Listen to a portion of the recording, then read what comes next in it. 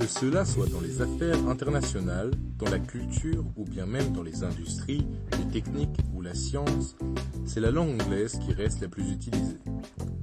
Le Royaume-Uni est le berceau de la langue anglaise. Cet archipel de petite taille et pauvre en ressources naturelles devient vite l'un des plus grands empires coloniaux. Il possède de nombreuses colonies sur des territoires aussi éloignés que l'Australie, l'Inde, les Amériques ou l'Afrique du Sud. Aujourd'hui, bien que la plupart indépendants, ils restent en lien avec le Royaume-Uni, aussi bien historiquement que culturellement et qu'économiquement avec le Commonwealth, qui établit les différents accords passés entre ces pays.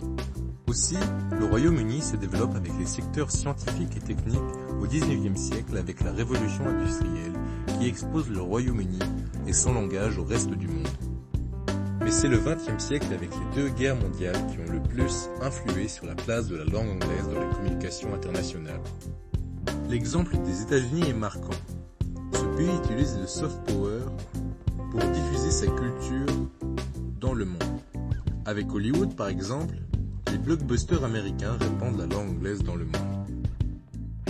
L'anglais compte plus de 351 millions de locuteurs de langue maternelle et regroupe plus de 64 pays lui donnant le statut officiel.